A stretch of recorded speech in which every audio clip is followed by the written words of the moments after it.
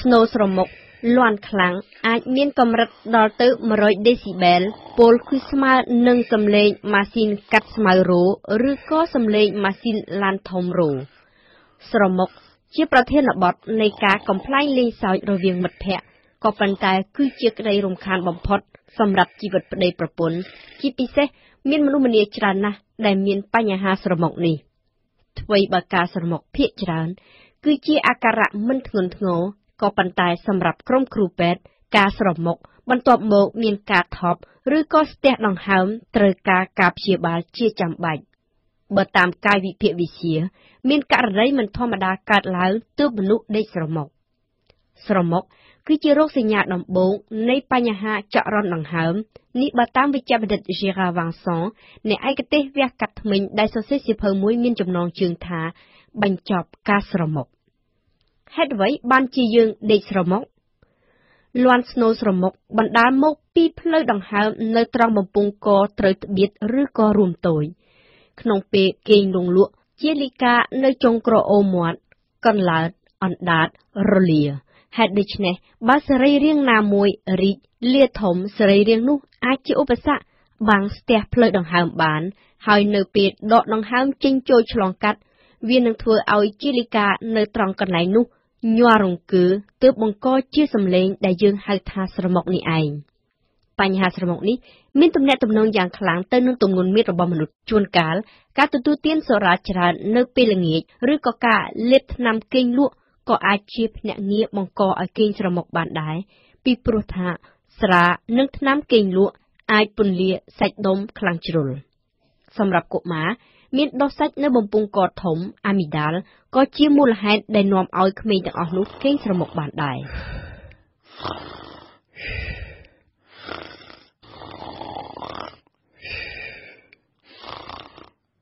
តើមានសញ្ញាអ្វីគួរឲ្យប្រុងប្រយ័ត្នដែរឬទេស្រមុកមានច្រើនប្រភេទស្រមុកម្ដងម្កាលមិនសូវលាន់ឮខ្លាំងច្រើនតែបង្កឡើងដោយកត្តាខាងក្រៅខ្លួនមួយចំនួនដែលគេងាយរកឃើញនិងកំណត់បានព្រមទាំងអាចជៀសវាងបានយ៉ាងងាយមានជាអាចអាការៈផ្ដាសាយជក់បារីឬក៏ផឹកសូរ៉ាស្រមុកព្រោះមូលហេតុនេះមិនចាំបាច់មានការព្យាបាលឬក៏ការពិគ្រោះជាមួយនឹងគ្រូពេទ្យទេស្រមុកខ្លាំងនិងជាលក្ខណៈជំងឺគឺជាផលវិបាកនៃគ្រោងកាយមនុស្សពីកំណើតដូចជាមានឆ្អឹងធ្គាមតូចពេកអណ្ដាតធំឬក៏មានភាពមិនប្រក្រតីនៃប្រព័ន្ធរាងកាយណាមួយក្រៅអំពីប្រព័ន្ធដកដង្ហើមត្រូវបែងចែកឲ្យដាច់រវាងការស្រមុករបស់មនុស្សម្នាក់ពីព្រោះតែមានបញ្ហាដង្ហើមពិបាកដកតាមច្រមុះនិងអ្នកដែលស្រមុកពីព្រោះខ្យល់ដង្ហើមត្រូវស្ទះនៅម្ដុំបំពង់កក្នុងករណីទី1គេសង្កេតឃើញមានក្នុងចំណោមអ្នកស្រមុកតែប្រមាណ 10% តែប៉ុណ្ណោះសំឡេងស្រមុកនេះលាន់ឡើងចេញដោយសារតែភាពញ័រនៃចុងក្រអូបមាត់លើពេលដែលខ្យល់ដង្ហើមឆ្លងកាត់ទៅប៉ះអាការៈនេះអាចព្យាបាលជាតែតម្រូវឲ្យអ្នកស្រមុកទៅជួបពិគ្រោះជាមួយនឹងគ្រូពេទ្យផ្នែកឯកទេសច្រមុះត្រចៀកបំពង់កអ្នកមិនអាចដកដង្ហើមតាមច្រមុះបានស្រួលជួនកាលមកពីមានបញ្ហារលាកច្រមុះរ៉ាំរ៉ៃចំពោះករណីស្រមុកនៅបំពង់ខ្យល់វិញអ្នកនឹងមានអារម្មណ៍ហត់នៅពេលភ្ញាក់ពីគេងឈឺក្បាលមានវិបត្តិផ្លូវភេទការឡើងសម្ពាធឈាមឬក៏ថប់ស្ទះដង្ហើមម្ដងម្កាលនៅពេលគេងក៏មានដូច្នេះត្រូវតែទៅពិគ្រោះជាដាច់ខាតជំងឺជាមួយនឹងគ្រូពេទ្យឯកទេសផ្នែកដំណេកឯកទេសសួតឬក៏បេះដូងដើម្បីវិភាគរោគសញ្ញារោគការស្រមុកភាគច្រើនគ្មានផ្ដល់ផលវិបាកអ្វីទៅថ្ងៃក្រោយទេក៏ប៉ុន្តែគួរតែមានការតាមដានជាចាំបាច់ចំពោះករណីដែលស្រមុកខ្លាំងដោយដែលនាងខ្ញុំបានរៀបរាប់អំបញ្ញមិញថាមានស្រមុកនៅបំពង់ខ្យល់ក្រែងមានការថប់ដង្ហើមពេលគេងភ្លាមគ្មានការបន្សល់ទុកនៅផលវិបាកនៃការថប់ដង្ហើមញយៗក្នុងពេលគេងស្រមុកនោះទេក្រៅពីធ្វើឲ្យអ្នកគេងមិនស្កប់អាចលក់បានត្រឹមតែរលាវហើយត្រូវកន្ត្រាក់ភ្ញាក់ក្រញាងឡើងនៅពេលគេងនៅពេលថ្ងៃទើបលោកអ្នកមានអារម្មណ៍ថាគេងមិនឆ្អែតមិនពេញភ្នែក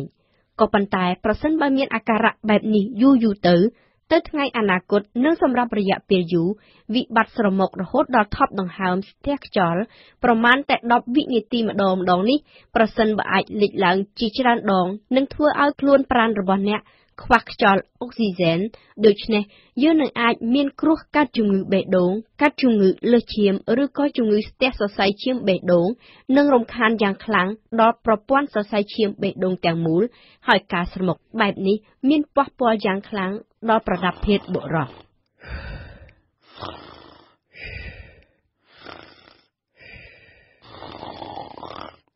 តើគេត្រូវព្យាបាលយ៉ាងដូចម្តេចចំពោះការស្រមុកដោយពិបាកដកដង្ហើមតាមច្រមុះវិធីព្យាបាលមានលក្ខណៈងាយស្រួលទេនិងសម្រេចបានដោយវិជ្ជបណ្ឌិត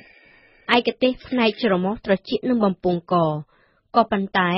បើជាការស្រមុកដល់ស្ទះបំពង់ខ្យល់ផងពេលខ្លះគេអាចជ្រើសរើសវិធីសាស្ត្រធ្ងន់ធ្ងរគឺការវះកាត់ពង្រីកបំពង់ខ្យល់បង្រួមសាច់ដុំនៅផ្លូវដង្ហើមឬក៏តម្រង់ច្រមុះឬក៏ពាក់ម៉ាស៊ីនជួយដកដង្ហើមដែលរំខានយ៉ាងខ្លាំងនៅពេលគេង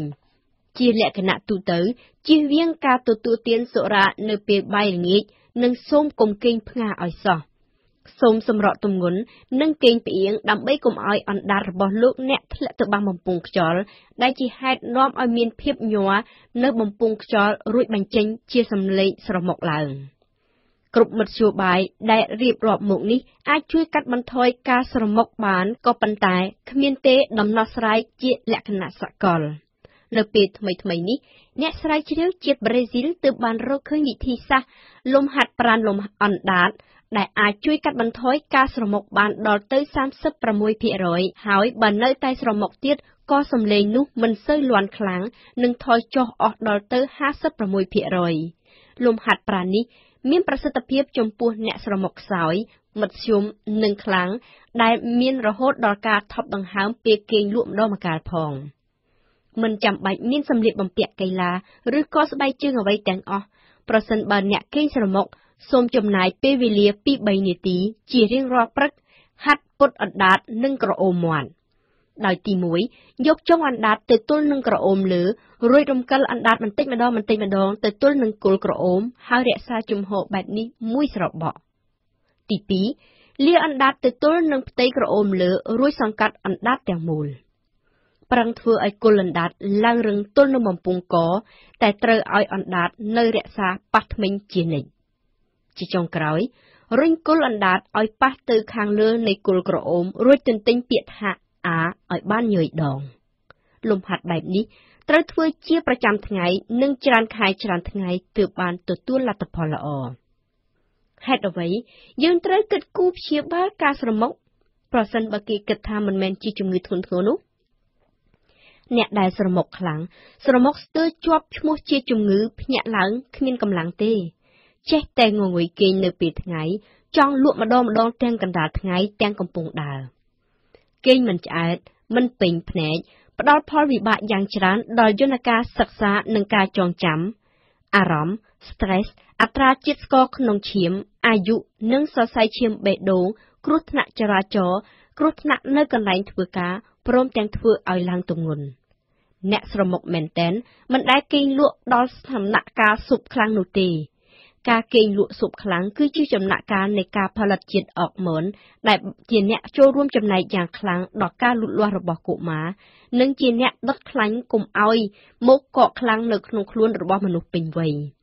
ការធាត់ជ្រុលងាយនឹងបង្កឲ្យមានការថប់ដង្ហើមនៅពេលគេងហើយផ្ទុយទៅវិញគេត្រូវព្យាបាលការថប់ដង្ហើមពេលគេងសិនប្រសិនបើគេចង់បញ្ចុះទម្ងន់